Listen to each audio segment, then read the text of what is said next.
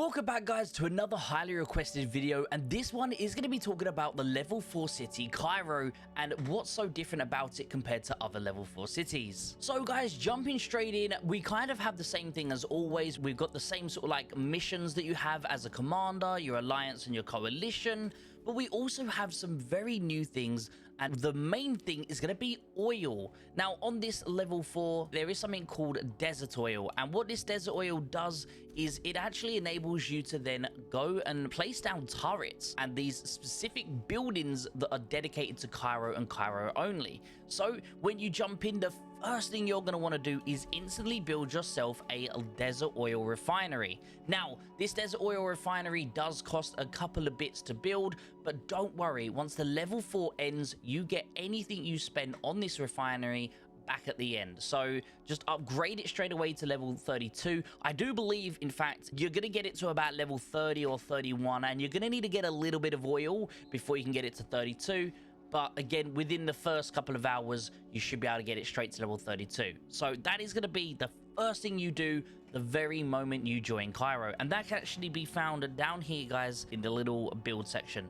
So now that you've done the first stage, which is going to be building that desert oil refinery, I'm going to show you how to get the oil and the best ways of upgrading these specific buildings. One of the main ways you can get oil in this game is going to be via the conquest missions. Now, these conquest missions, as you may know throughout all of the level 4s, give you kind of rewards. But the one here specific to Cairo is also going to give you desert oil whenever you complete these missions, and at the same time it's going to give it to you up here.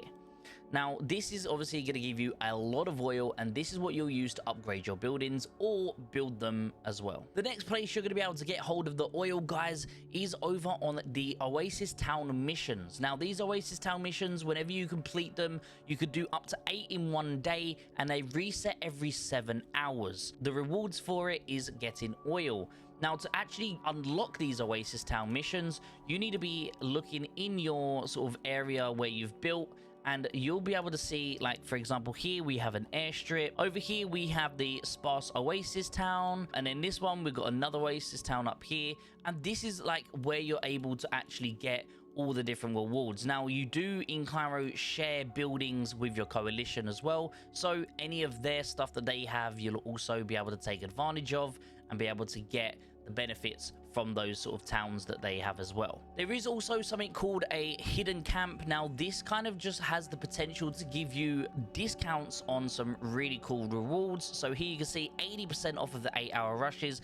It's a really good option, and honestly I'm gonna buy it. So definitely look out for any like 80% off. They're definitely worth buying because it's kind of like the VIP store, but it's just random. Every day it just changes and you can get something new every single day. So guys, on the left hand side here you'll see map buildings. Now for me personally at the moment I don't have any buildings down, they've just been destroyed, but we're going to talk about those buildings, and the buildings are in fact the turrets that you're able to place down. First we're going to talk about upgrading these turrets though, and what we're going to do is go into research, and you'll see that there is an entire new section here called map buildings, and you do not need to pay for the ability to be able to actually get a hold of this research. It will just be open for everyone whenever you are in Cairo, and then once you leave Cairo this will disappear. So when you click on it, guys, you're going to have two different sections. You've got support and you've got combat. Now the support is mostly dedicated to things like the roadblock here, but if I'm honest with you, the roadblock isn't even that great. It used to be a lot better when you used it to sort of block people from TPing in, but that has completely changed. You can't place it in like any territory other than your own, so you're kind of just hindering where you can build yourself. So with that being said, it's not the best building, but I'm hoping I'll give it a bit of an update soon. Moving forward though, you still want to do your support, right? And the reason for it is because it has some other benefits. For example, desert oil cost reduction for text. So whenever you're upgrading, if you upgrade this, you're going to get 5% discount. So it's going to cost you less to upgrade. So as you can see here, this costs 55.3k to upgrade. But if I didn't have this one here, I believe there's another one. This is desert oil output. This one here, reduction for text. You've got more of them over here, reduction for techs. They all add up, which means I end up getting between 20 and 30% off whenever you end up upgrading them. So I would still 100% advise you get into at least this one here, the underground shelters. And the reason for it is it increases your desert oil refinery output by 20%. And this is a huge amount. If you think about how much you're earning every single day, it is a decent amount of oil. So again, I personally go all the way to here, which is the desert oil reduction tech again, which is going to just decrease the amount it costs for me to upgrade. And also, you see here, you've got Oasis Town missions. You'll have another one here as well, Oasis Town missions. These are enabling you to earn more oil over here on the Oasis Town. So you start off earning like between 10 and 20k on the first day. And I mean, sometimes you can go up to like 60k on the oil, depending on how much you've upgraded that. So again, it's just another way to earn a lot more oil. And then finally, over on the combat, guys, it's also the same thing. It also has the ability for you to be doing techs and Oasis Town rewards, but it also gives you things like firepower and HP for your cannons, and even the ability to place down 2 of each item. In this section here, you're able to then place down 2 of each one. So what we're going to be talking about here is kind of what you want to be upgrading first, and I personally believe you should try and get to this here, the desert oil refinery output. Try and get here as quick as you can. Of course, you definitely need to unlock them first. It takes like, I think it's 10 minutes to do the upgrade. So definitely get this done, and then I would say work towards getting the desert oil output. And then once you've done the desert oil output, definitely start working towards unlocking the 2 of each. And this will also increase your firepower by a bit and your HP by a bit. Then once you've done that, kind of just tickle through. I personally want to upgrade the Scorpion Cannon as much as I can, because the Scorpion Cannon is realistically the strongest one. I'll explain to you what the different buildings are. They all are very good, but they have different like statistics and how they approach the attack. So the Scorpion Cannon is a bigger cannon. It deals more firepower, but it's one sort of like tank shell that goes out.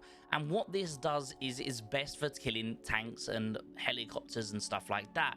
It doesn't do a lot of damage to infantry. So if, for example, you are wanting to attack one of these, try tanking it with an infantry.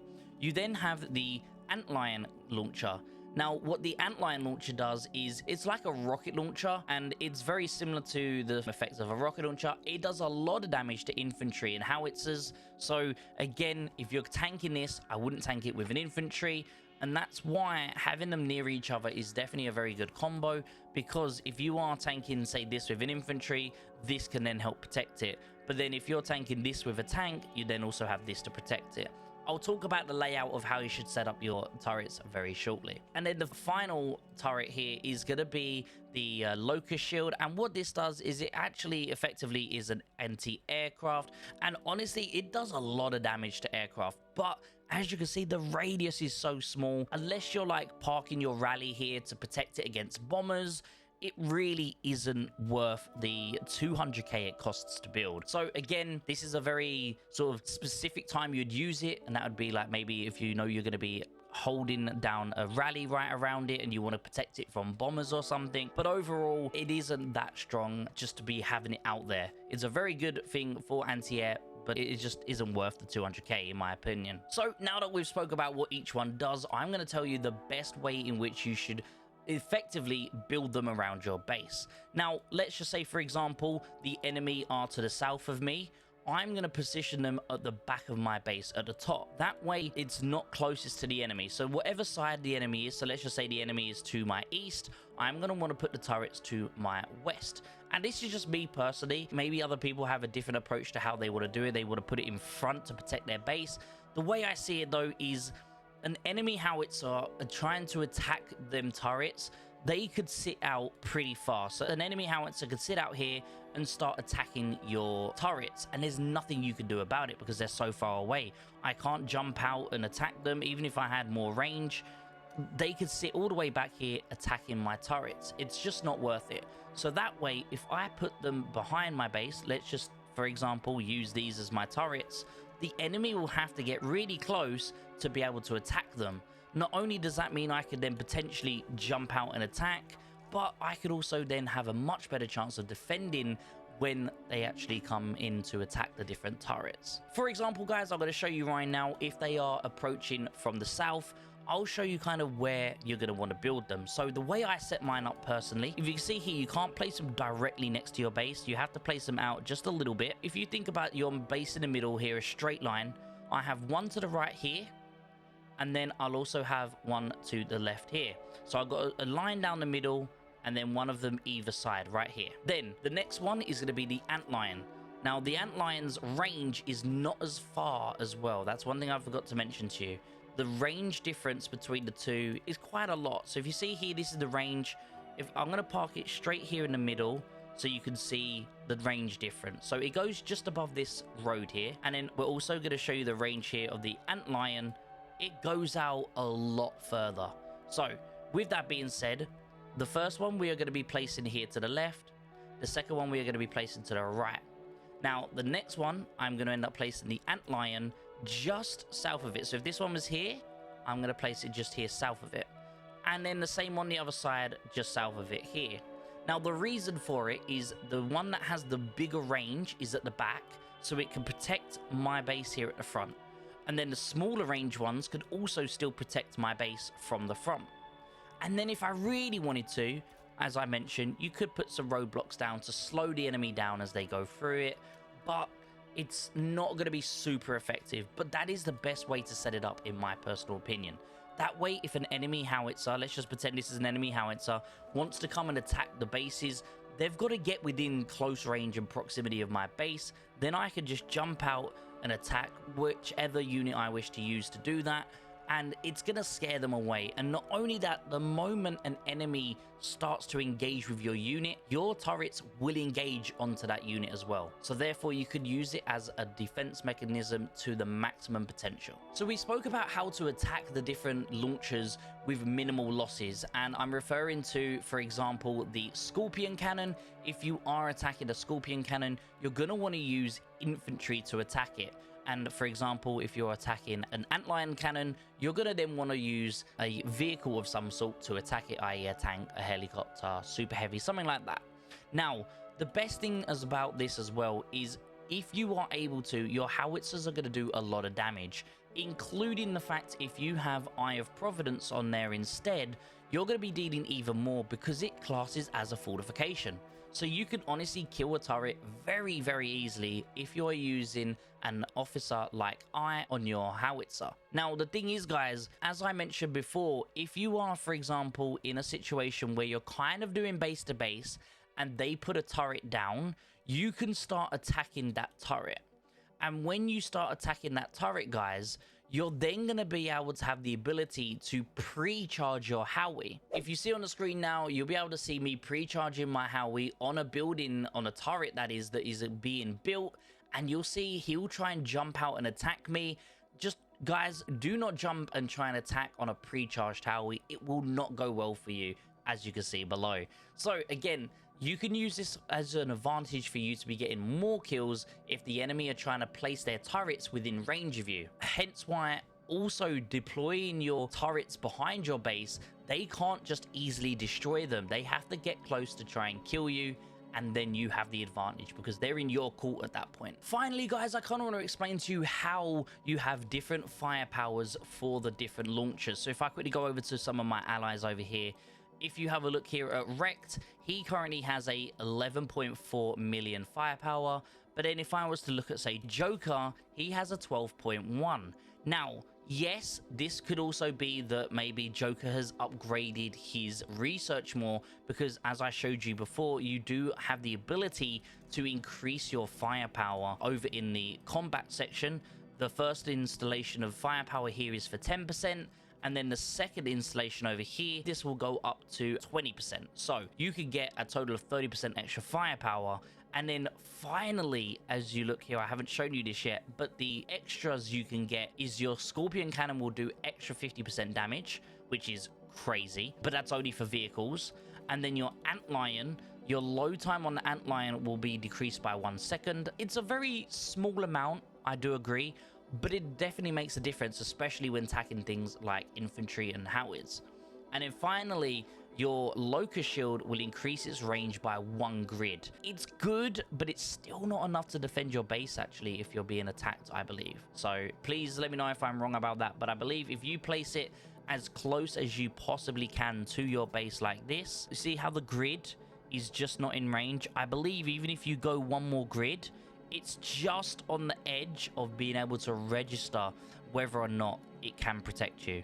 Maybe I'm wrong, but I do believe it doesn't protect you from bombers if someone says to bomb your base. As I was saying, guys, the firepower and the way that the actual buildings work goes off of your units. So very similar to, and I'm sure most of you already know this about the arena, your arena troops depend on the level of your highest grade unit. So if the highest grade unit you have is a 9.2, you're going to have a much higher amount. So, and what I mean by 9.2, I also mean about the grade here. So if you have a look here at your grade, I have all the way up to a grade 15. So because I have grade 15 unit, it's going to be at its max level.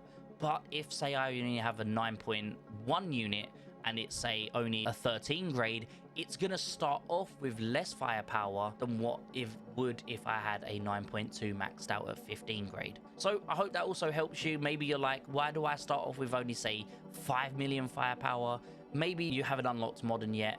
Don't worry, guys, as you level up your units in the future Kairos, you're also going to be able to upgrade the starting point of your firepower and your HP. So, guys, as a final goodbye, I want to give you another little tip, and that is going to be to do with your safe zone. Now, as you can see here, the enemy we are fighting against are way too strong. They shouldn't be in this L4. They should be in, like, a much higher level, but it's something you got to deal with. And for the longest time, we was basically at the safe zone. And you'll be able to see some footage in some videos soon of the best way to position yourself is if you put yourself just on the outside of the safe zone, but put your turrets along the safe zone line so that they can't just attack it unless they've started initiating the attack on your base. Your turrets are going to be completely safe and also still be able to defend you because they're close enough to your base. So that's going to be the best advice I can give you. Honestly, it's kind of a cheesy thing, but at the same time, if there's nothing else you can do and you're stuck in your safe zone, build your turrets just on the edge and then build yourself just inside of, like, the outside of the actual zone. That way, if they do come to attack you, you're going to have turrets behind you backing you up. And as well as that, also ask your alliance members to maybe place some turrets around you. If you're the strongest player in your alliance, you build somewhere and just get yourself surrounded with turrets. That way, you're going to be able to basically try and stay alive as long as possible, and it will technically get you a lot more kills in the long run. So, guys, I hope this video helped you understand Cairo a little bit more. Please let me know down in the comments if I've missed anything. I think I've covered the main things about how Cairo's different compared to other level 4s, this one being the Desert Oil. So, guys, I hope you enjoyed the video. Thank you so much for being awesome and amazing. Hopefully, I'll catch you all in the next video. Until then, take care, everyone.